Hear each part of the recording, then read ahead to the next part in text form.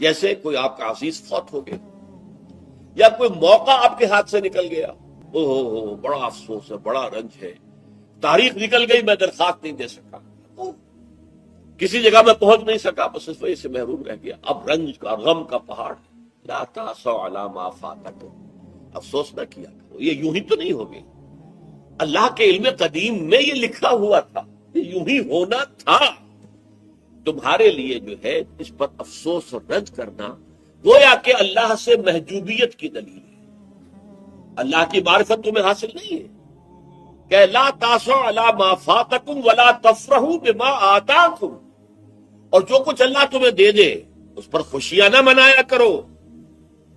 اس لیے اب یہ ہے اصل معاملہ، ایمان جو ہے اللہ پر، اور یقین اس بات کا جو کچھ ہو رہا ہے اللہ کے اذن سے ہو رہا ہے، اور یقین اس بات کا جو کچھ اللہ کر رہا ہے اس میں خیر ہے، بیدک الخیر۔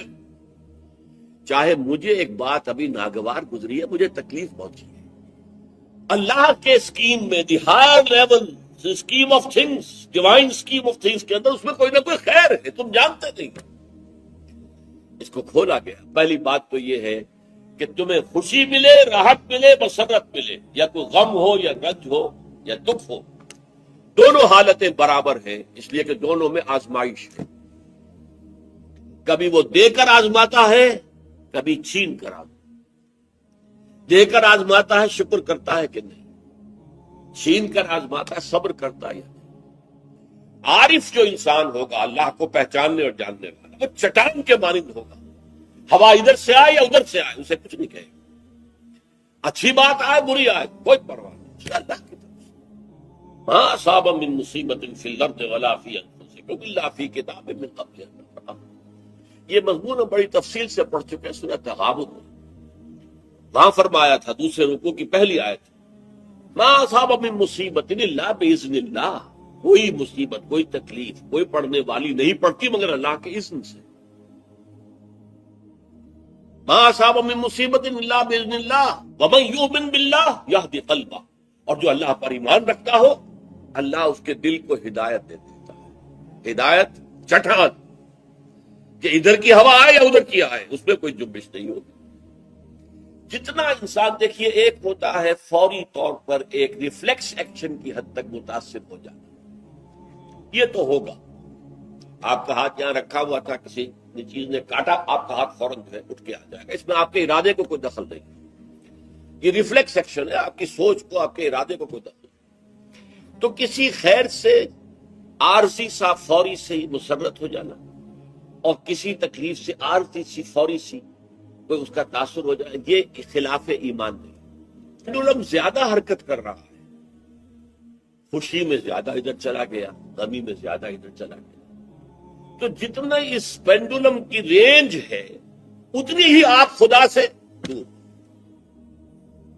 اصل تو وہ چٹان ہوگی یہ جو بالکل متاثر، لیکن یہ کہ فوری سا تاثر یہ قابل معافی ہے، لیکن یہ زیادہ ادھر سے ادھر، ادھر سے ادھر، خوشی ہو گئی تو اترا رہے ہیں، پھولے نہیں سما رہے، پاؤں زمین پر نہیں پڑ رہے، اور اگر غم آ گیا ہے تو بالکل مایوس ہو کر بیٹھ گئے ہیں جھاگ کی طرح، کمر ہمت ٹوٹ گئی ہے، واویلا ہے، شیون ہے، فریاد ہے، ہاں اے فلک پیر جواں تھا ابھی عارف، کیا تیرا بگڑتا جو نہ مرتا کوئی دن اور، یہ فلک ناہنجار، یہ فلک کج رفتار، اس نے ہم پہ کیا کر دیا۔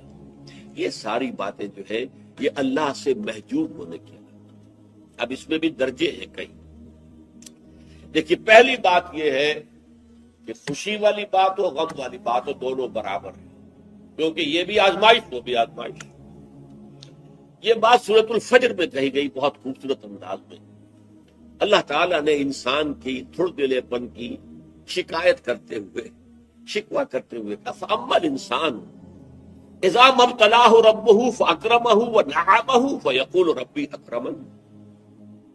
اس انسان کا حال عجیب ہے، جب اس کا رب اسے آزماتا ہے اور عزت دیتا ہے، نعمتیں دیتا ہے، تو کہتا ہے میرے رب نے مجھے بڑی عزت دے دی۔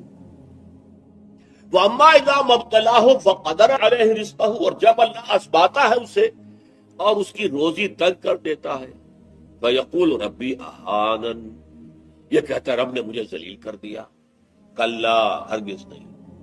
اب یہاں دیکھیے، سوچئے اس نے کیا غلط بات کہی؟ عزت دی تو اللہ نے دی، اور ذلت آئی تو اللہ کی طرف منسوب کر رہا۔ اس نے کسی بت، کسی دیوی، کسی دیوتا کا ذکر تو نہیں کیا، وہ مشرک تو نہیں ہے، پھر کیوں اس میں تنقید کیوں ہو رہی ہے؟ فَأَمَّا الْإِنسَانُ إِذَا مَا ابْتَلَاهُ رَبُّهُ فَأَكْرَمَهُ وَنَعَمَهُ فَيَقُولُ رَبِّي أَكْرَمَنِ وَأَمَّا إِذَا مَا ابْتَلَاهُ فَقَدَرَ عَلَيْهِ رِزْقَهُ فَيَقُولُ رَبِّي أَهَانَنِ كَلَّا۔ کیا مطلب؟ یہ دونوں ابتلاءات ہیں، وہ بھی ابتلا ہے، یہ بھی ابتلا ہے۔ وہ چھین کر بھی آزما رہا ہے، دے کر بھی آزما رہا ہے، یہ تو آزمائش ہے، دونوں برابر۔ لیکن اس سے اگلا مرحلہ اور، عام طور پر ہم یہ سمجھتے ہیں کہ تکلیف والی آزمائش سخت ہے، اور خوشی اور مسرت اور نعمتوں والی آزمائش جو ہے یہ ہلکی آزمائش ہے، آسان۔ معاملہ اس کے برعکس ہے۔ تکلیف میں ہوں گے اللہ کو یاد کریں گے، پکاریں گے، دعائیں کریں گے، اور اگر نعمتیں ہوں گی غافل ہو جائیں گے، بھول جائیں گے۔ کون سا امتحان زیادہ سخت ہوا نتیجے کے اعتبار سے؟ تکلیف والا امتحان زیادہ سخت نہیں ہے۔ مسرت، کثرت ہر شے کی، یہ چیز زیادہ نقصان دہ ہے، زیادہ بڑا امتحان ہے۔